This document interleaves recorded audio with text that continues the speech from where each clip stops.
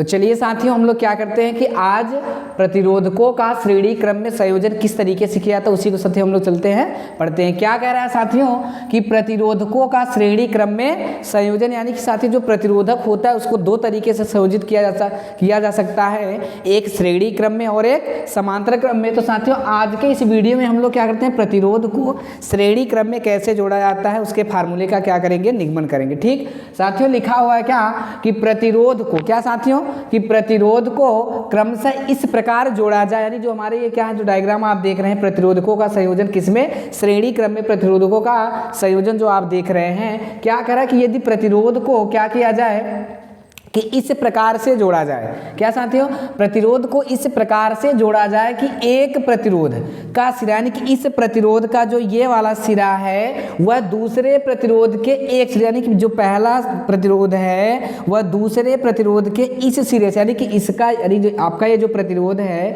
इसका जो ये सिरा है यह दूसरे सिरे के पहले सिरे से क्या होता है साथियों, जुड़ा हो एक सिरे से, तथा इस प्रतिरोध का दूसरा सिरा, इस प्रतिरोध का दूसरा सिरा अगले प्रतिरोध के क्या होता है, पहले सिरे से जुड़ा हो।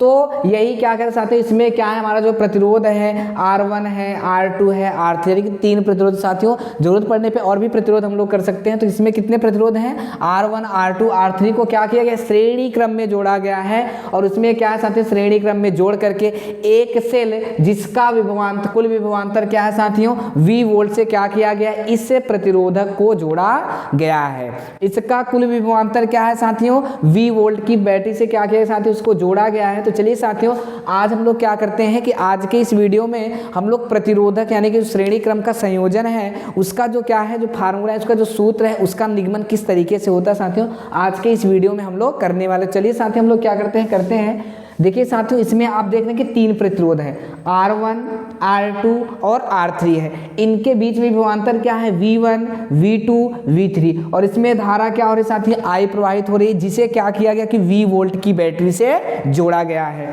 मतलब आपका ये प्रतिरोधक जो है श्रेणी क्रम में है, इसमें तीन आपके प्रतिरोध हैं, R1 R2 और R3 हैं, जिनके सिरों पर क्या विभवांतर V1, R1 पर V1, R2 पे V2, R3 पे V3 लगा हुआ है, और इसमें धारा I प्रवाहित हो रही है। उसमें क्या किया साथियों, इसको V वोल्ट की एक बैटरी से जोड़ा गया है।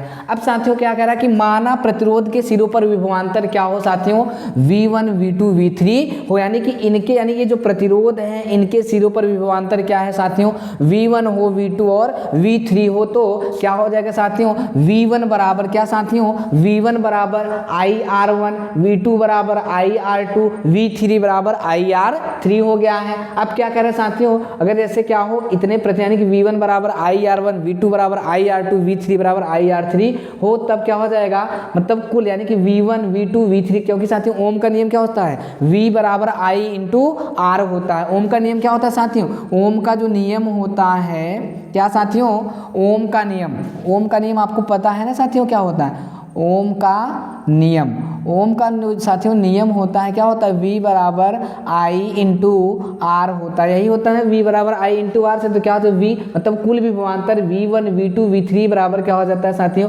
IR1 IR2 और IR3। अब इसमें क्या कर लिया गया साथियों, I अगर हम कॉमन ले लेते हैं तो क्या बचेगा, R1 R2 और R3, यानी कि I बराबर, मतलब I जब हमने कॉमन ले लिया तो क्वेश्चन क्या बचा, R1 plus R2 plus R3 हो गया।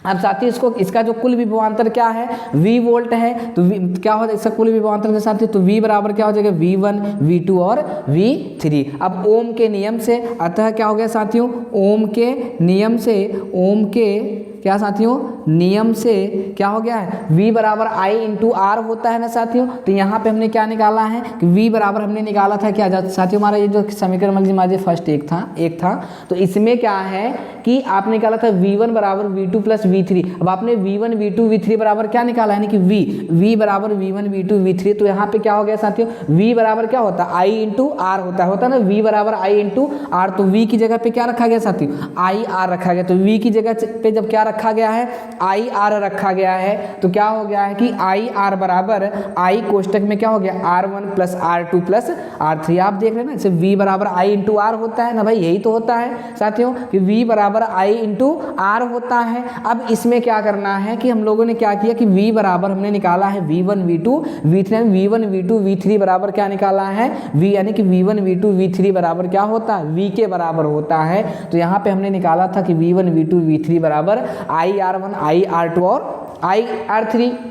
तो इसी पे जब क्या रखा हमने V बराबर आई आर रख दिया, तो I हो गया R1 plus R2 plus R3 हो गया। अब इसमें साथियों आगे क्या करना है, जब अब देखिए जो I है I से, यानी कि I जो है I से क्या हो जाएगा कट जाएगा, तो क्या बचेगा साथियों R बराबर R1 plus R2 plus R3। यही क्या है साथियों श्रेणी क्रम का क्या है, श्रेणी क्रम जो आपका क्या है श्रेणी क्रम संयोजन जो आपका है, ये उसी का फार्मूला है कि R बराबर R1 plus R2 plus R3। आशा करते हैं साथियों कि आपको ये जो आज का हमारा क्या था कि प्रतिरोधकों का श्रेणी क्रम में संयोजन जो है वो आपको अच्छे से समझ में आ गया होगा। तो साथियों अगर आपको अच्छे से समझ में आ गया होगा तो आप लोग वीडियो को ज़्यादा से ज़्यादा लाइक शेयर और सब्सक्राइब कमेंट करना मत भूलिएगा। तब तक के लिए साथियों जय हिंद जय भारत।